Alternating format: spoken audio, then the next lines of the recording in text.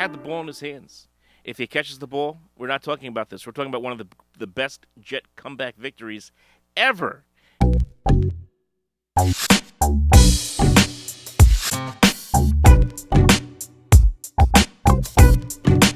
I don't know what else to say about that game yesterday. That was an absolute soul-crushing loss to the Minnesota Vikings. There's no way around it. Because, again, they're the Jets twice, 3 times, so many times, with opportunities to do something big in that game and to win that game. And yes, I know a lot's going to be made, and a lot has been made about the drop pass by Braxton Berrios, but it was a game full of missed opportunities. Drops galore by just about everybody.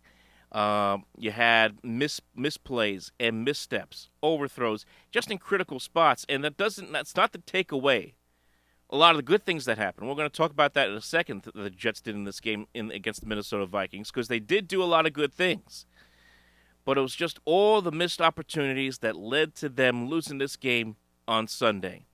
Because after that first half, where the Vikings had a 20-3 lead, Minnesota's offense did absolutely nothing. And I think that's the one first good takeaway I take from that game is the Jet defense continues to kick so much ass in this league right now. It's incredible. I understand Justin Jefferson got his. He had 7 catches, had 45 yards and a touchdown, but he didn't go crazy in this game. Adam Thielen was held to just a couple of catches in this game. The Jets defense did an outstanding job in the second half. Kirk Cousins was never comfortable in that football game, ever. He was overthrowing passes. He looked uncomfortable in the pocket, even though the Jets I don't think they even sacked him once. They only sacked him twice. He was still not comfortable in the pocket. They did a fantastic job against him and against that Viking offense, especially in the second half of the football game. They kept the team in the game. It was just that if the Jets could have just found one time out of the 7 times they had, one time out of the they were 1 for 7 in opportunities inside the red zone. If they only had one more opportunity just to catch the ball and hold on to it, or not step out of bounds, that's a different football game, and the Jets run away with it and get the victory. And that's what's so frustrating about the loss. You can sit there and ask questions about the play calling at the end of the game. Why is Michael LaFleur calling for a fade pattern in the back of the end zone on 3rd down? Makes no sense when you're on 3rd and goal at the 1-yard line. Why not run the football there? Why not quarterback sneak, wildcat, do something different, Philly special, whatever you want to call it. Do something different there in that situation. The drop pass by Berrios, what can you say? It was 4th down. It happened. It just happened. He also had the Garrett Wilson catch down the side where he ran down the sideline for 60 yards, ended up stepping out of bounds at the 11-yard line. If he hadn't done that, it's a touchdown. Because he stepped out of bounds, the Jets' offense stalls again. They kick a field goal. Elijah Moore has a big catch, ends up stepping out of bounds. The pass was incomplete. And again, I think that was another drive that resulted in another field goal. Too many times the Jets had chances to make that big play, and they were just inches short. And that's what's so frustrating about that loss. The positives, again, I take, and there were a lot of positives. Again, the defense was phenomenal in this game for the Jets. They were outstanding in the second half. Mike White. And I know that a lot of people are going to sit there and say, well, he lost the game. He threw 2 picks. The first pick was not his fault. It was he threw right in the numbers of Tyler Conklin. Ball popped up in the air. And it was picked off. There was nothing you can do about that. The second one, desperation throw at the end of the ball game. You know what? Unless you're Aaron Rodgers and you have somebody there in the end zone to catch the football or pop it up in the air to have somebody else catch it, chances are it's going to either get knocked down or picked off.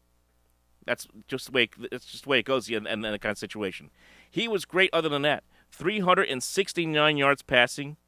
And I could question the 58 dropbacks or 58 pass plays the Jets had called, certainly by Mike LaFleur. Why didn't the Jets have a more balanced attack, especially when you consider you had Bam Knight running for 90 yards against the Vikings defense? They could have called more run plays to bounce things out and calm things down just a little bit for that Jet offense. But still, I thought White played very well. He had a good game. And once again, I think the Jets just got to keep blowing with it. I don't want to hear about Zach Wilson right now. And when you have Garrett Wilson come out and say that he basically is just say in a postgame, I'm going to go to war with this guy no matter what, meaning Mike White, the players want to play with this guy, okay? And it's going to be interesting to see how he does against Buffalo. I know Buffalo was the stiffest test last year, but this guy he hits money throws. Watch that game. Watch some of the throws he made yesterday. I mean, he took a shot. There was a third down play in the fourth quarter. He takes a shot, does Mike White, an absolute shot to the sternum on 3rd and 10 at the Viking 47-yard line. Pass was incomplete. Now the Jets face a fourth down. This is it. The game is on the line right here. Okay, there's a little less, approaching 3 minutes in the game, and he delivers a strike 31 yards down the field to Corey Davis, who makes the catch in double coverage, and the Jets get another first down at the 7-yard line. It was throws like that, completions into tight coverage, down the field, moving this team with alacrity, hitting guys open, hitting guys that are open in the flat, making sure he was making his progressions. He did a lot of good things in this game, a lot of good things. And I would not change the quarterback. I would not sit there and say, well, it was a loss. What do we do? Do we go back to Zach Wilson? No, forget it. I don't want to hear that at all. Mike White's the guy moving forward as far as I am concerned. And we'll see what happens against Buffalo, because that's just the way the things roll here in New York. It's week to week with this situation. You got to again, like I mentioned briefly, the running game was very good. I would have liked to have seen more reliance on the running game in this situation. But Knight did a great job, 90 yards rushing. It's amazing how the Jets just keep finding ways to plug different guys in, whether it be Michael Carter or Breece Hall, now Knight, different guys that can run the football, and they do find a way to do a good job, even with a beat-up offensive line. I do wonder, though, if they had Michael Carter healthy or somebody like that healthy for this game, are they pounding the rock more with those guys in the red zone at the 1-yard line towards the end of the game? Makes you wonder about that. And another thing that I really like from this game, Garrett Wilson. Garrett Wilson was fantastic. 162 yards receiving, and if he didn't step out of bounds, it would have been 173. But he was phenomenal once again for the Jets. This guy's a big-time player, wide receiver for Gang Green. He really is.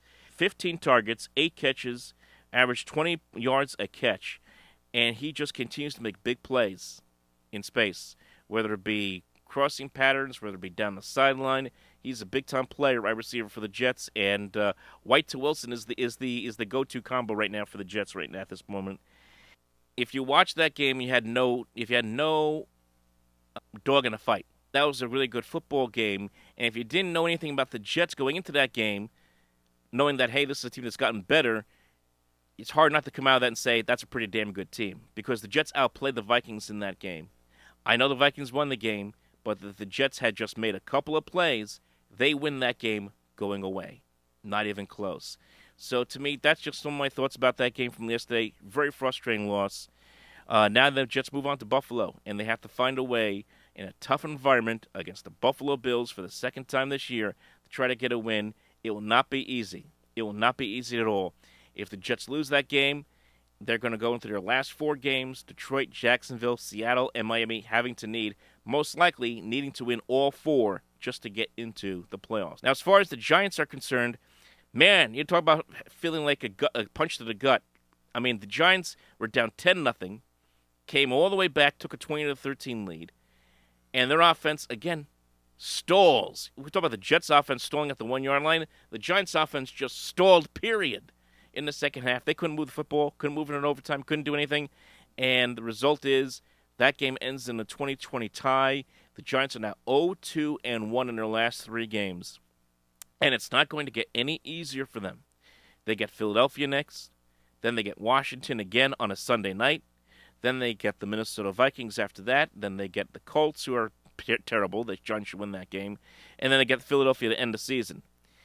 But of their last 5 games now, they only have one winnable game, one easy winnable game, if you will.